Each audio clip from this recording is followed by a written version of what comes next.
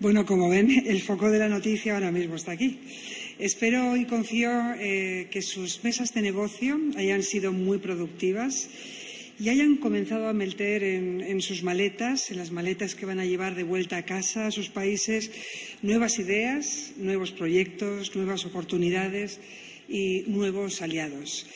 Precisamente nuestro invitado de ahora, yo diría que es una persona muy curtida en el arte de la negociación y de la escucha activa. El señor Albert Rivera es el presidente de Ciudadanos, un partido político que se autodefine como liberal, progresista, demócrata y constitucionalista. En la actualidad cuenta con 32 representantes en el Congreso de los Diputados de España. Nos va a dar su punto de vista sobre la economía y sobre Iberoamérica, y con él va a charlar la periodista y analista política Gloria Lomana. Gloria, Albert, buenos días. Gloria ha sido directora de los informativos del canal privado de televisión Antena 3, de aquí de España, y además ha entrevistado a los 6 primeros presidentes del Gobierno desde la transición. Les dejo con ellos. Gracias. Para mí, buenos días, es un inmenso honor estar con todos ustedes. Les doy la bienvenida.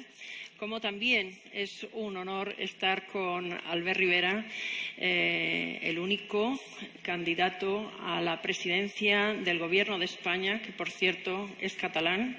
Hoy nos reunimos aquí en este oasis maravilloso para hablar de Latinoamérica, pero hablando con Albert Rivera, que no necesita tampoco más presentaciones, pero que a mí sí que me gusta recordar que él ha llegado aquí, donde está ahora presidiendo uno de los grandes 4 partidos españoles, pues fajado en la política de Cataluña.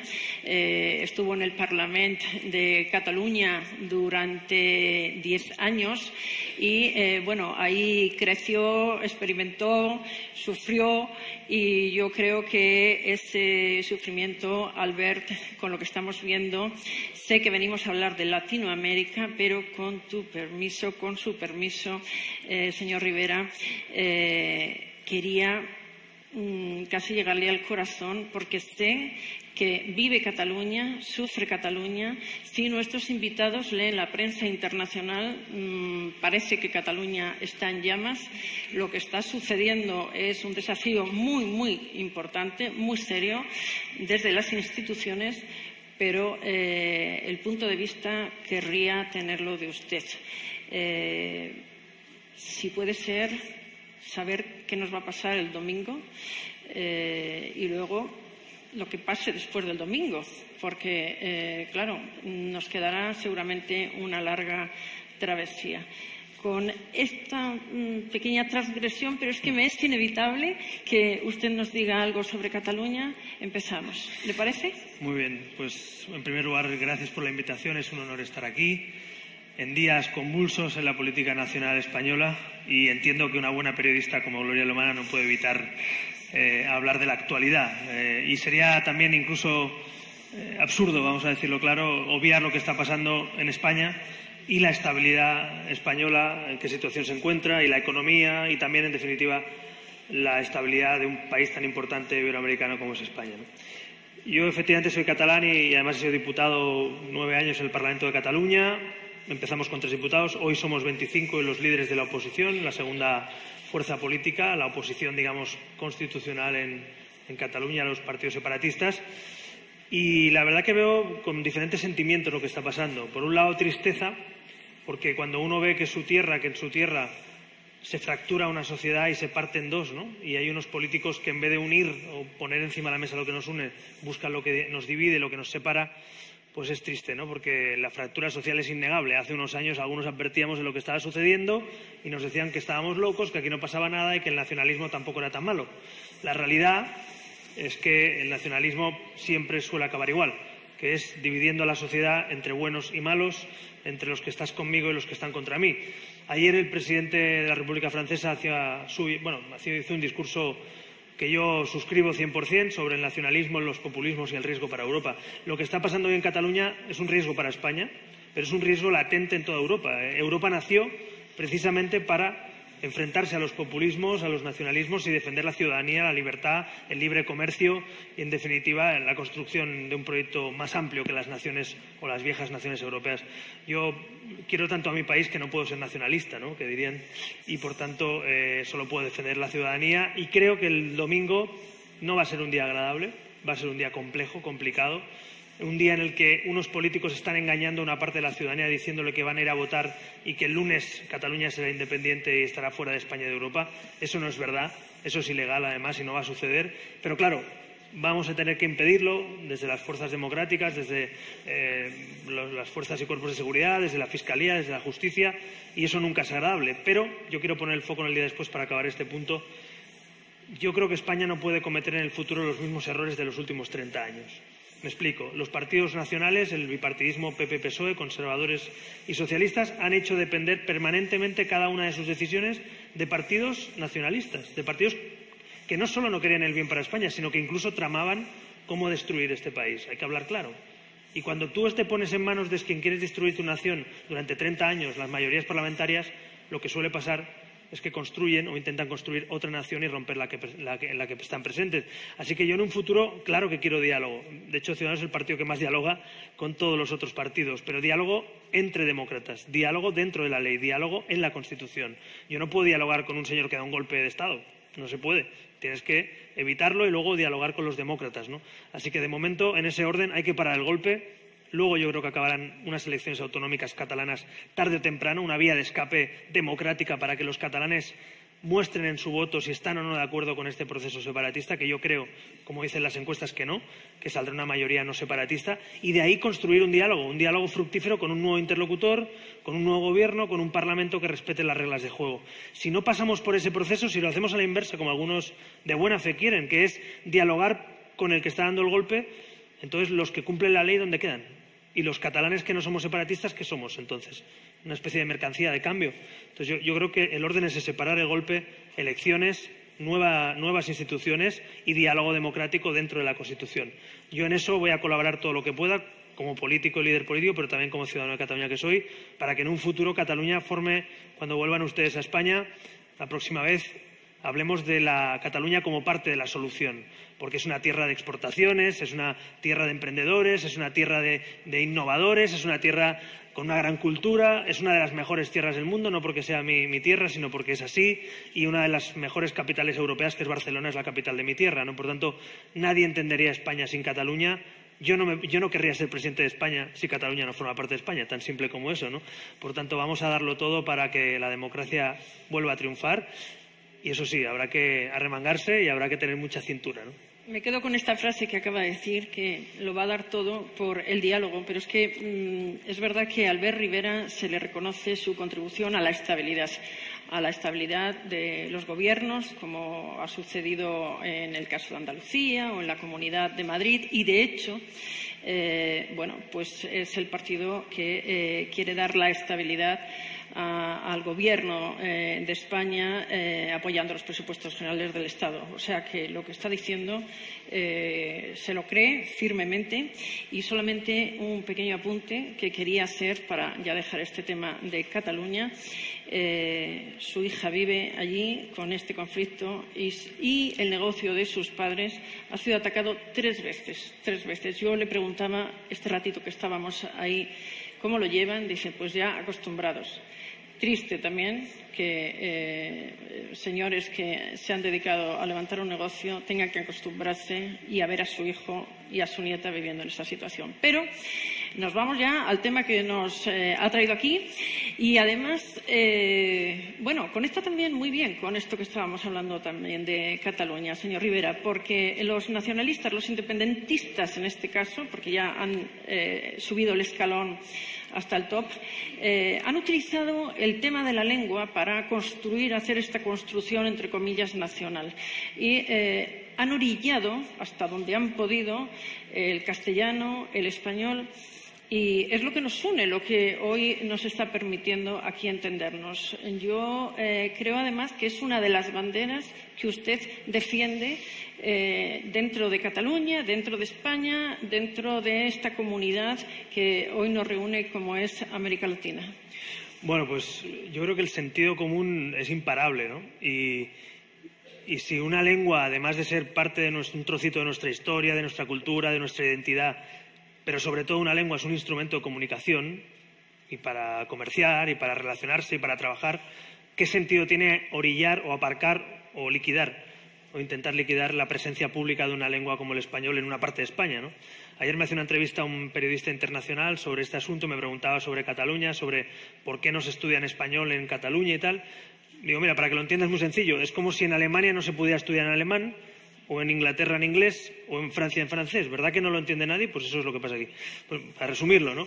Entonces, claro, entonces que está reivindicando que los padres vayan a los tribunales para estudiar unas horas en español en España, es que, de verdad, el sentido común lo pone en evidencia. Así que yo, la promesa política que he hecho si gobernamos algún día en Cataluña es que el catalán y el castellano, junto al inglés, los tres idiomas sean lenguas oficiales en la escuela, y el español y el catalán lenguas, por supuesto, de uso corriente de la administración pública. No tiene sentido que renunciemos a una parte de lo que somos. Si yo tengo dos manos, ¿por qué me voy a cortar una, ¿no? Si tengo dos idiomas, ¿por qué voy a dejar de utilizar uno? Y además, cuando ese idioma es un instrumento que hoy es una lengua emergente, que hablan más de 500 millones de hablantes y que además es un instrumento económico. O sea, yo defiendo el español también, no solo como instrumento cultural y de comunidad, sino económico. O sea, la ventaja que tienen ustedes, nosotros, cualquier iberoamericano, cualquier ciudadano de Latinoamérica, de relacionarse con España o España con Latinoamérica, ¿cómo vamos a renunciar a eso? Así que yo creo que el español tiene que ser una de nuestras banderas también para introducirnos económicamente. En los tratados de libre comercio también se te puede utilizar. En la Unión Europea. Yo me he reunido hace poco con los liberales, que son mis colegas europeos, y les decía en broma que con la salida del Brexit, digo, bueno, ahora la otra lengua de Europa tiene que ser el español, el francés es el español, ¿no? Porque el segundo país, en este caso, con más peso y la lengua más hablada en el mundo, pues es el español. Es decir, el español tiene que ser parte de nuestra fortaleza, ¿no? Así que en España lo voy a defender, pero creo también que económicamente es un motor. Así que a los que luchan cada día para que el español no sea un motor tienen un problema, que el sentido común es imparable. Y que los que hablamos español en el mundo estamos creciendo, y que en Estados Unidos hay 54 millones de hispanohablantes y que es la primera comunidad, la primera minoría ya más importante de Estados Unidos, a pesar de lo que diga el señor Trump. Y ojalá en un futuro pues la administración americana no dé marcha atrás, sino que vaya en la línea de la administración anterior y el español sea también en Estados Unidos una lengua de uso habitual, incluso, ¿por qué no?, oficial en el concepto, digamos, que tenemos en Europa de utilización habitual en muchas administraciones, ¿no? Si le oyera al señor Trump hablar como no lo está contando, seguro que le convencía. Dice usted que la lengua es uno de los motores económicos, pero de conexión con esta maravillosa comunidad de América Latina que formamos todos. ¿Qué otros pilares habría que reforzar para unir estos lazos que deseamos, que por lo menos los que estamos aquí deseamos que se refuercen y nos aten más todavía?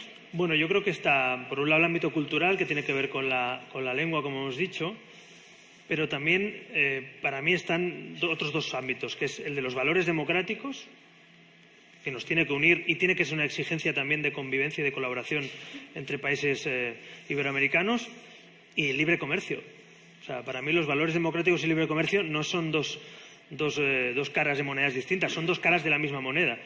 Y en eso España tiene que tener un papel proactivo. Yo creo que en los últimos años, y hablando con empresarios también españoles que tienen empresas en Latinoamérica y con una presencia importante, me decían, la diplomacia económica la hemos hecho nosotros, ¿no? La diplomacia la han hecho, la diplomacia económica, las empresas, por delante incluso de los partidos políticos, de los diplomáticos o del gobierno, ¿no?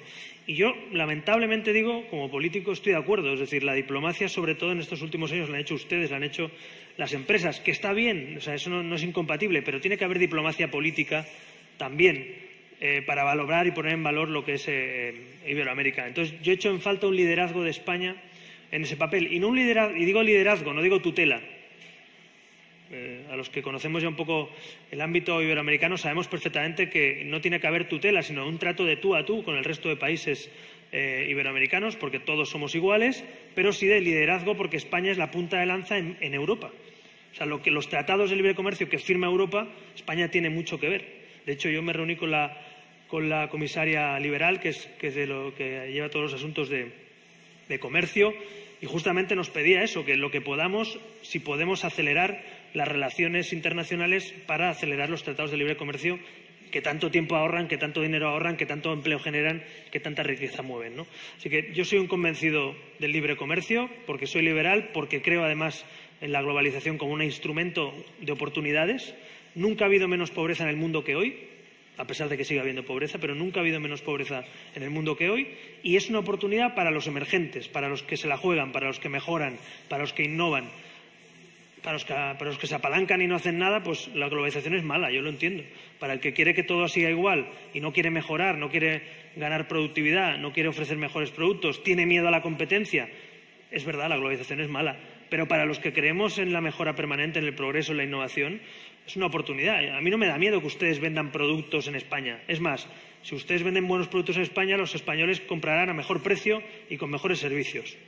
Por tanto, tenemos que generar mercados abiertos para que no hayan campeones nacionales que bloquean la entrada de otros agentes económicos. Yo soy partidario de que los campeones hoy son mundiales y entonces te va bien o te va mal en función de tu producto, no de que te protejan o que haya proteccionismo absurdo o que te den privilegios en tu país. Entonces, yo creo en esa forma de entender el mundo. La globalización, para resumirlo, no permite el empate, o ganas o pierdes. No hay empates. O sea, o ganas o pierdes, o te pones las pilas o te pasan por encima. Pero a los que somos activos y dinámicos nos gusta la oportunidad, aunque perdamos de vez en cuando algún partido, ¿no?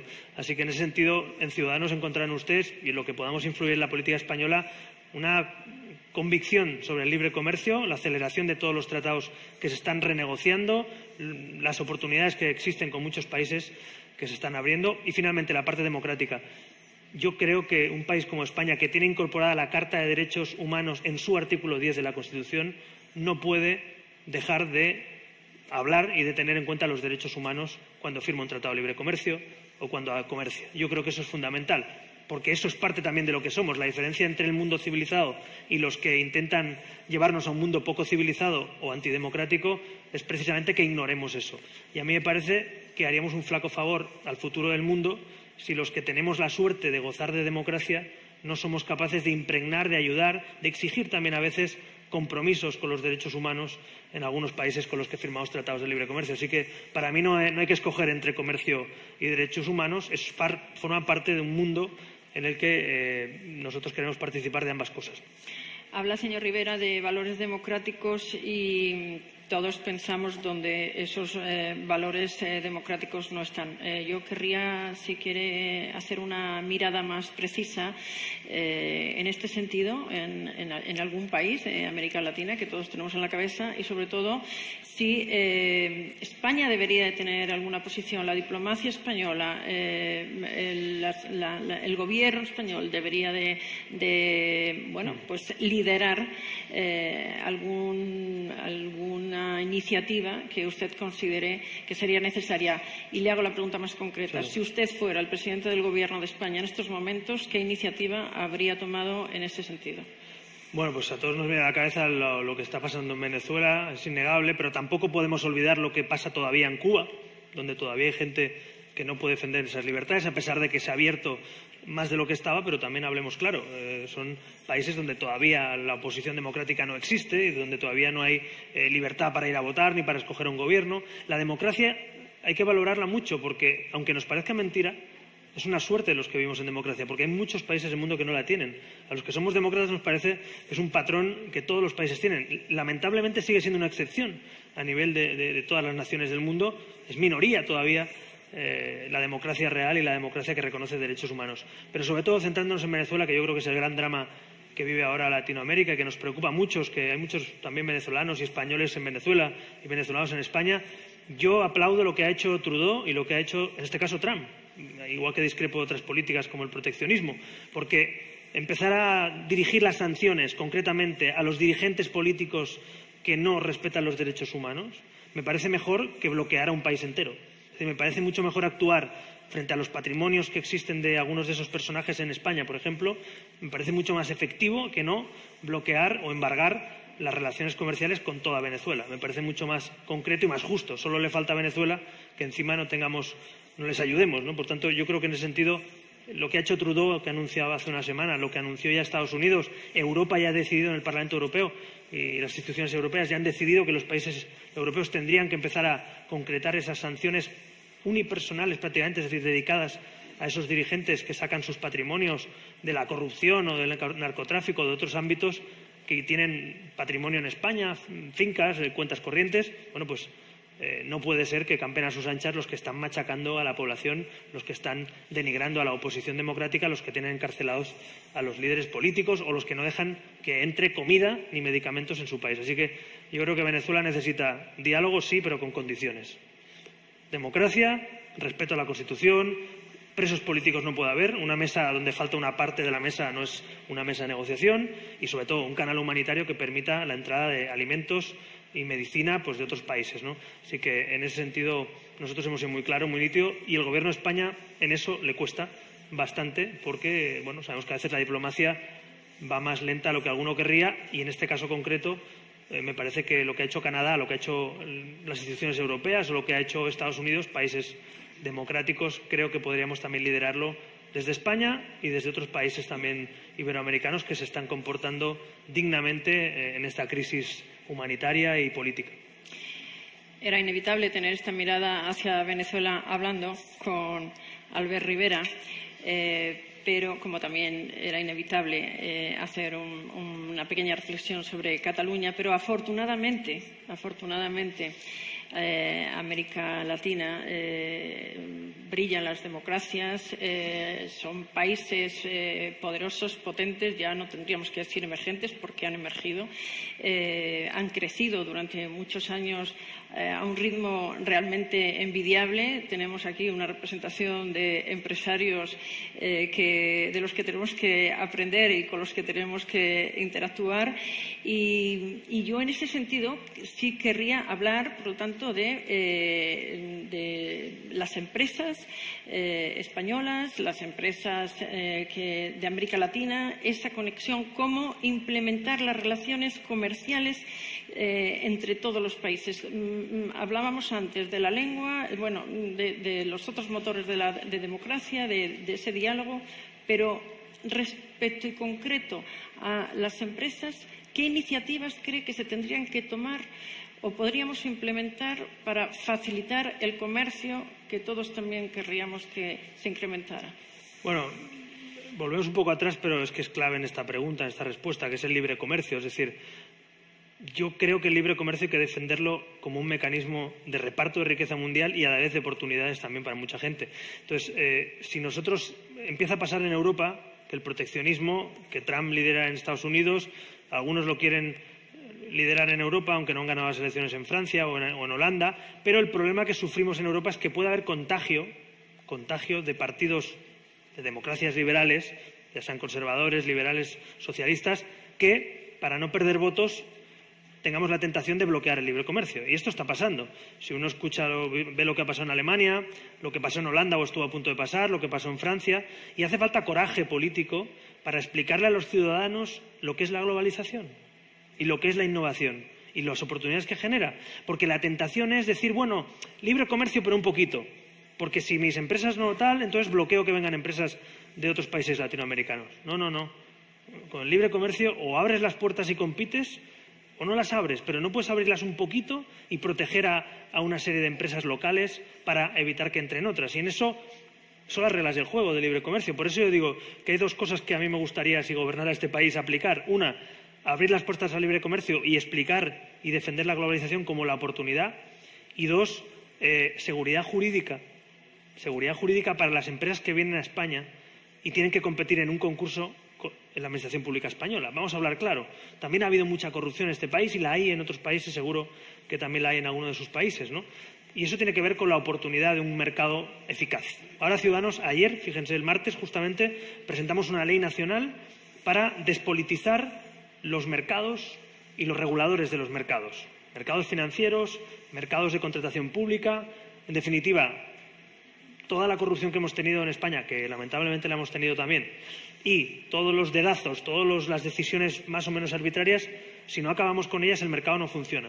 O sea, no se puede creer un poquito en el mercado hay que hacerlo eficaz, ¿no? Así que el capitalismo amiguetes que se ha definido, ¿no? Ese capitalismo en el que siempre ganan los mismos y nunca entran otras empresas y nunca hay mejora de precio, ni de servicio, ese no nos interesa. Así que yo en eso creo que hay que ser valiente, los liberales tenemos que serlo más que nadie, y yo lo que les garantizo es que nosotros vamos a trabajar para que España sea un mercado con seguridad jurídica y con libertad para competir, donde ustedes, si tienen un buen proyecto y pueden ganar un concurso, pueden ofrecer puestos de trabajo, pueden entrar, digamos, con absoluta igualdad de condiciones que una empresa nacional española o una empresa europea. Eso me parece fundamental para esa pregunta que hacía. Es decir, ¿cómo lo hacemos? Bueno, seguridad jurídica y tratados de libre comercio.